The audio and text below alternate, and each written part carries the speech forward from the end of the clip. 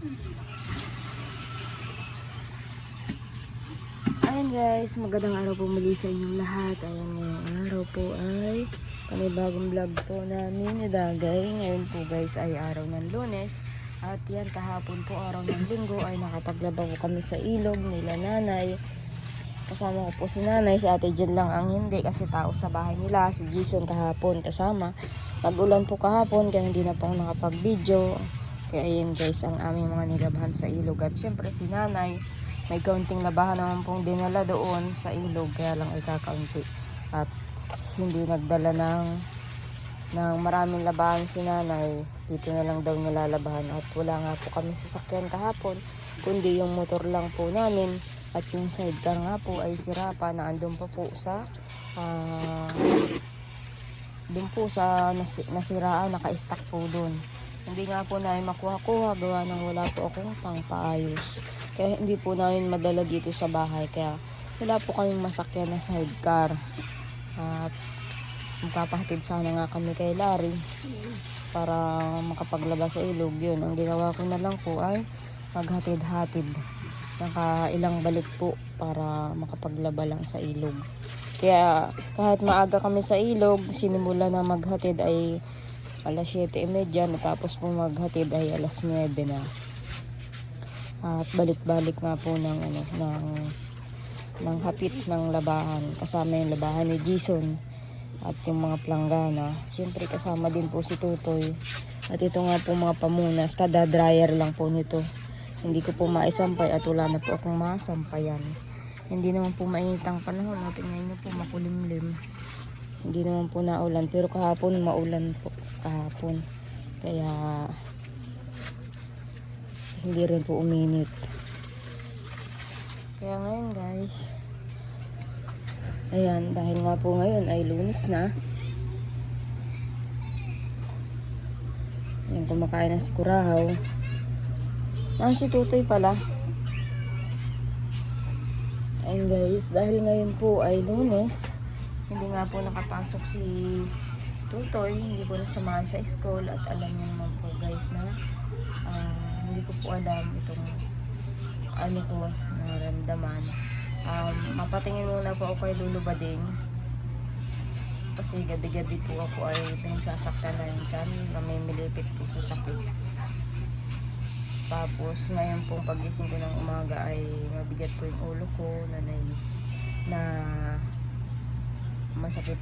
masakit na parang mabigat. Kaya hindi rin po ako nakakilos. Kaya ngayon, patingin lang po kay Lulu Bading. Atong nakaraan nga po, nagpa-check up naman ako. Nakita lang naman po sa aking check up ay may UTI po ako. Kaya may gamot pa akong ininom sa UTI. Ngayon, dahil nga po wala naman pong nakita iba sa akin, ay patingin po kay Lulu Bading, baka may pasma-pasma po ako.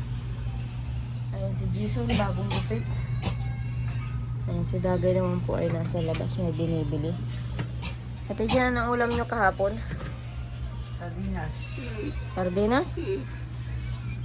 Pero mo kahapon, yung ayaw hinihikilarit kahapon, Sardinas palang ulam. kahapon, pag-uwan mo. Ayun guys, andito po ako kay Lulu Bading, kasama ko po si Dagay. Kaso si Dagay ay may binibili lang po. Ayan, magpapagamot po ako kay Lulu Bading. Magpapatingin po ako kay Lulu Bading kung bakit lagi po na yung aking tiyan nasakit pagkagabi. Baka po ako ay tsaka yung ulo ko mabigat po.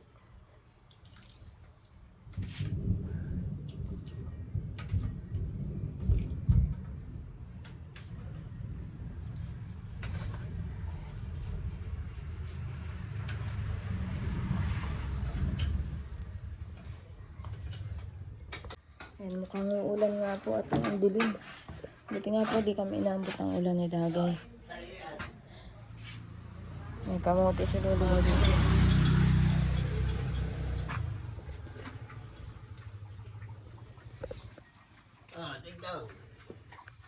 Babahog muna ng aso si Lulu Bading. Babahog ng aso. Ayan guys, at nakikape na po ako dito ba din. Ayan gatas ang ano nito ba din for adult daw ito.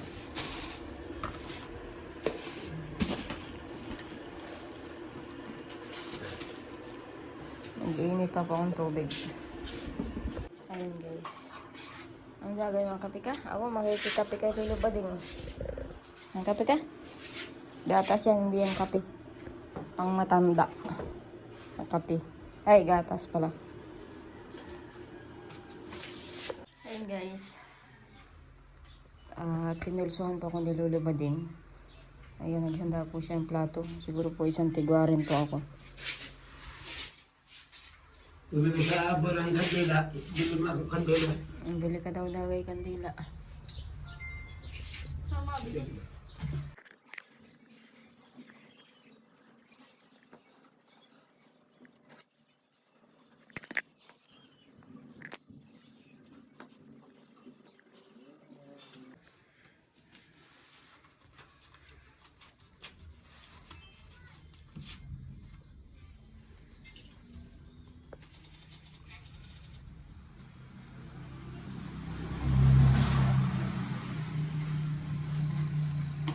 Ayan guys, nandito po ako sa sentro. Kasama ko po si Tutoy. Ayan. Kasi nagbili po ako ng kanyang patik na lapis. Wala pa pong bago. Matingin pa po kami dyan sa unahan. Tara, na, sakay na. Ayan guys, at nakauwi na nga po kami dito sa bahay. Niladagay galing Kalalili Bading. Ayan, at dahil gabi na, kami na lang po ni Tutoy nandito. Pero ibili ko po si Kurahay ng Magi at yung pong ulam namin. And guys, at dahil nga po hindi nakapasok si Tutoy ngayon araw ng Lunes kasi isa pa po sa wala po sa pagpasok po ni Tutoy ay ang kanyang ayan, ayaw po ni Tutoy marinig yung pagpasok. Ayan, ang wala po kay Tutoy yung gamit nga po. Ano lang naman po, papel sa lapis, gunting, crayola. Saka yung bag, kasi yung nakaraang taon po na ginagamit ng bag, sira na pala po yung zipper. Ay nung dinagaya ko po nung gabi na linggo at hindi na po nakapag-vlog ng linggo at naglaba muna at sabi nga po baka makapasok si Tutoy na Lunes na yun nga po. Saka po nagayak po ako nung linggo na gabi, nakita ko po yung bag ni Tutoy, sira na po pala yung zipper. Kaya buti na lang po guys at yun, may nahanap po ako ng pambili ngayon. Kaya yun, nakabili po ako ng bag ni Tutoy. Ito po guys. Ayan, ito po guys. Binili ko lang po kanina. At wala nga pong gamit pa si Tutoy. Yung pong mga uniform po ni Tutoy na gagamitin ay yung mga dati pa po dyan. May bag sana si Tutoy kaso siguro sa na-stock din yung bag. Ano po, kumbaga po ay nakuha yung zipper niya. Ayan. Kaya bukas po maaaring makapasok na po si Tutoy. Ayan, at isisilid ko na po ito dito. Isang notebook lang naman po kasi grade 1 pa lang naman po siya. Saka ito, Crayola. Ayan, at para hindi po madali maputol. Kaya itong malaking Crayola po ang binili ko.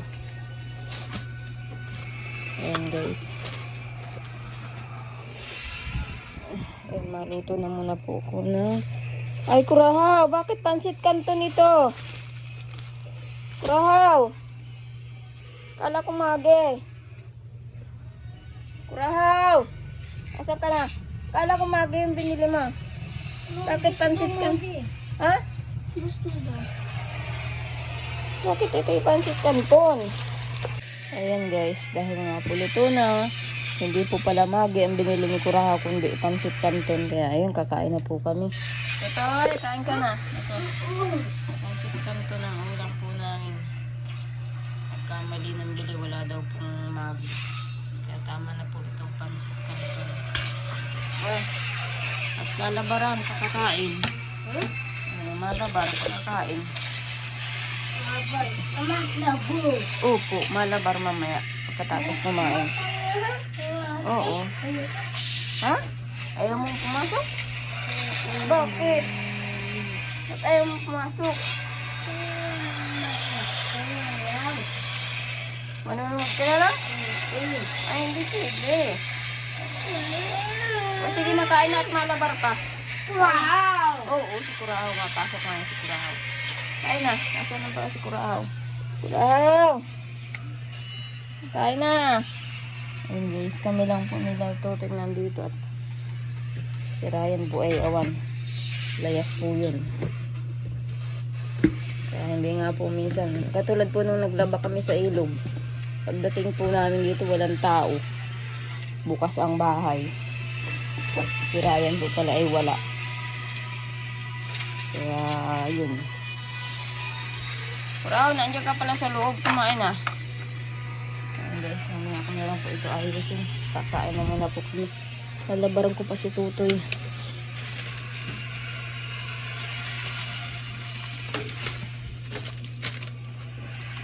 Si Dagay po ay naandang pala nanay. Ayun guys, at dahil nga po tapos nang kumain si Tutoy, ayun, mamaya na po ako magwawalis dito. Lalabaran ko muna si Tutoy. Toy! Labar na muna, ata na. Labar. Halika na, labar. Hubad na, hubad. Oo. Sige na, labar na. Hubad, at nga dun sa CR. Ayun guys, at niliguan ko na lang po si Tutoy at sobrang init nga po kahit gabi. Init. Toy, balik ka na! Parito na! Ilabas ka na ng mga lunching. Pupulbuhan, nasaan na yung pulbo? Ay, ito. Pupulbuhan lang. Okay, may likod. Hindi pa nga tapos ay. Wow, bogan mo na. Simu ka. Tutoy! Hindi pa nga tapos pulbuhan ay. Oo. Mawalis na tayo dito, oh. Ayan guys. Mawalis naman ako para makapaglatag. Kurahaw, magbahog ka na ng aso. Kumain ka na pati. Tangingay na ng aso, oh. Nagugutom na. Ako'y magwawalis pa, oh. Ayun guys. At makapaglatag na rin po kami Tutoy. Ayan, matutulog na po kami. May pasok na bukas. Tutoy. Nakatulog na. Oo, si Kurahaw pasok yan. Ayun guys, dahil nga po matutulog na po kami ni Tutoy. At bukas ay may pasok. Ayan, at yun nga po, yung ngipin ko ay hindi na po sumasakit simula po nung babaran ko ng yelo. Pero may bukol po siya na parang pintog. Gawa ng maga. Ayan, pero di naman na po sumasakit. Doon nga po sa nabasa kong comment ay pwede naman daw magpabunot sa center. Pwede nga po magpabunot.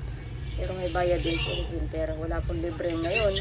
Lalo na po kung pera lang po kung magbubutuhan. May libre pong caravan na tinatawag.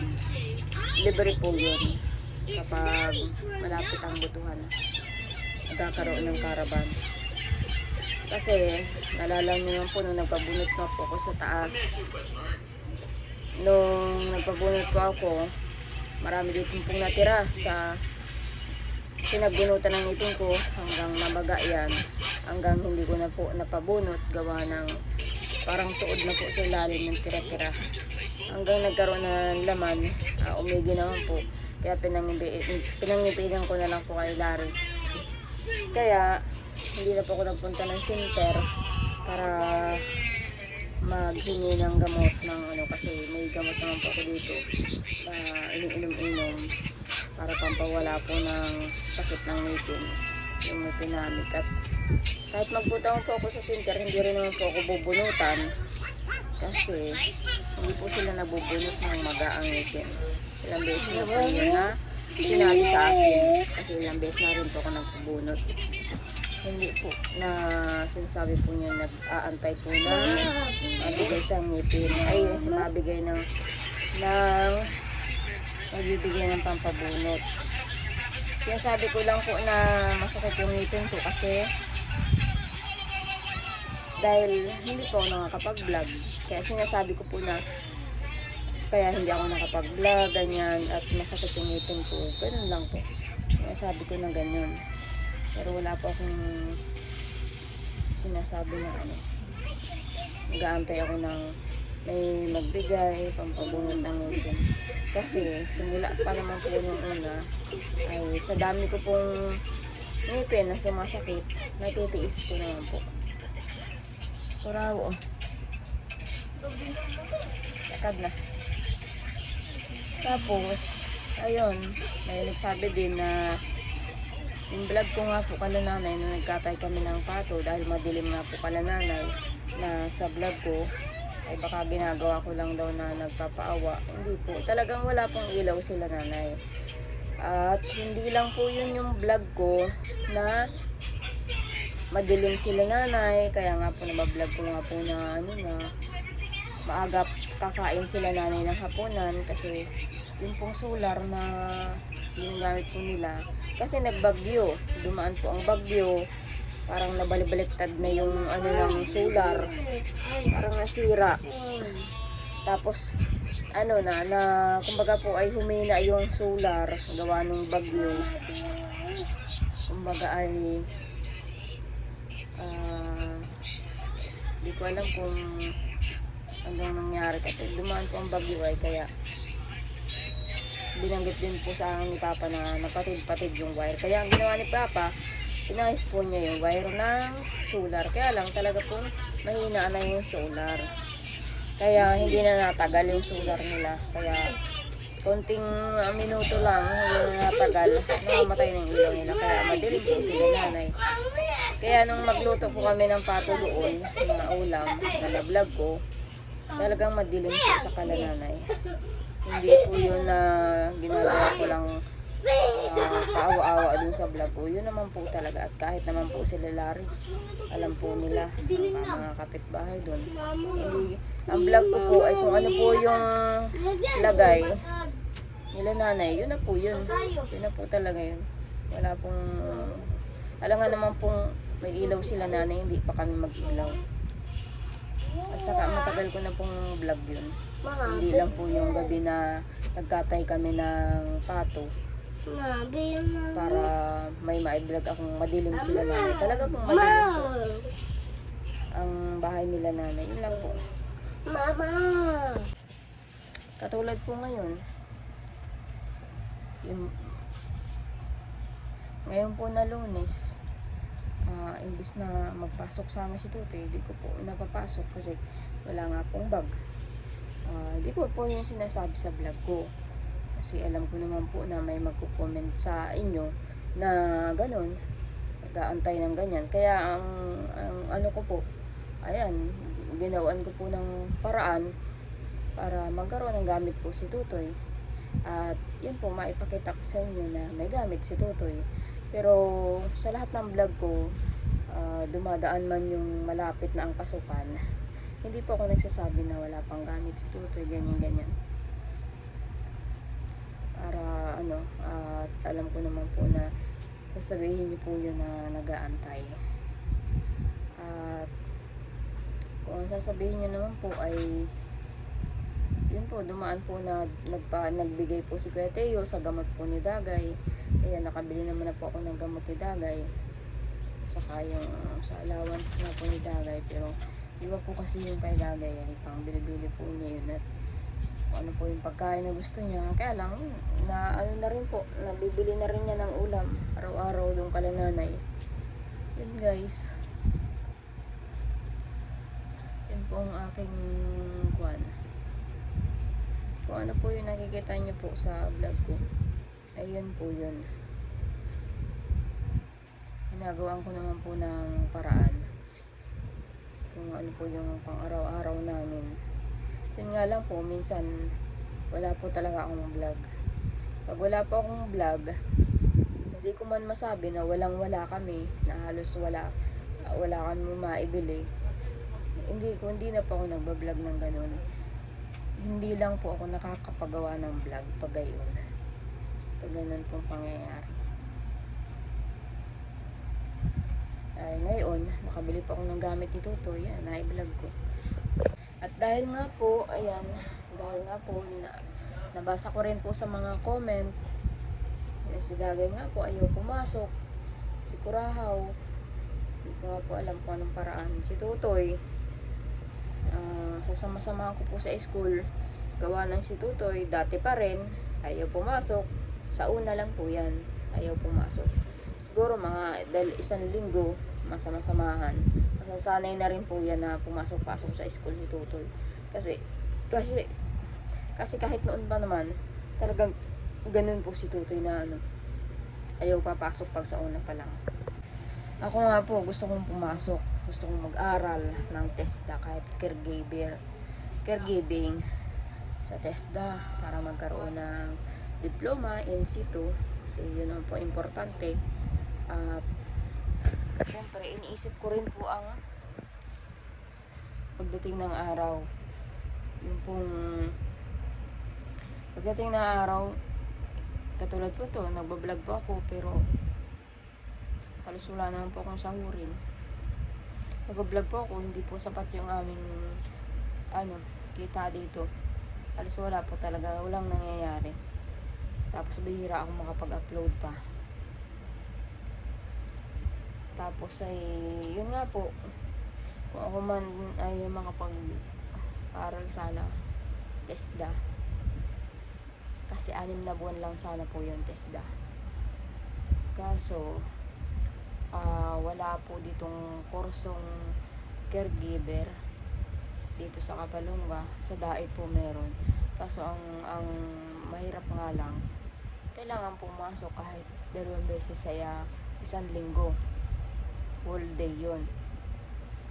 Sa Dait ay mahirap po para sa akin kasi pumapasok si Tutoy. Wala akong maiwan dito sa bahay. Kaya mahirap po para sa akin. Tapos yung pang-araw-araw namin, sa ngayon po mahirap po talaga. Tapos kasi iniisip ko lang po yung halimbawa makatapos man po ako, pwede pong mag-apply sa kahit sa maging caregiving nga po para maging tuloy-tuloy po yung gamot ni Dagay, makaipon. Kasi parang nakikita ko na po yung lagay ko ngayon ay parang wala po akong maaasahan pag ganito yung buhay ko dito sa ginagawa namin ng mga bata. Parang wala po akong walang magiging buhay kung hindi yun po ang maaari kong gawin. Kaya lang, hindi ko rin naman po masisimulan kasi malayo po yung Dait. Ang hirap po mag-isip. Kaya yun lang guys, ang aking vlog ngayon. Ayan na, at matutulog na po kami nila Tutoy, Kurahaw. Kami lang po tatlo nga dito, si Ryan ay hindi ko po alam kung nasaan pa. Lalayas pa. Katulad po niya, yung kapatid po niya, no? Hindi ko masabi na matulungan ako. Kaya, ang hirap po. Ang hirap. Ayun guys, at siguro ay bukas, nakapagawa uli ako ng upload ko. Maraming salamat po ulit sa panonood sa vlog po namin ni Dagay. Ayun guys, at hanggang dito na lang po muna.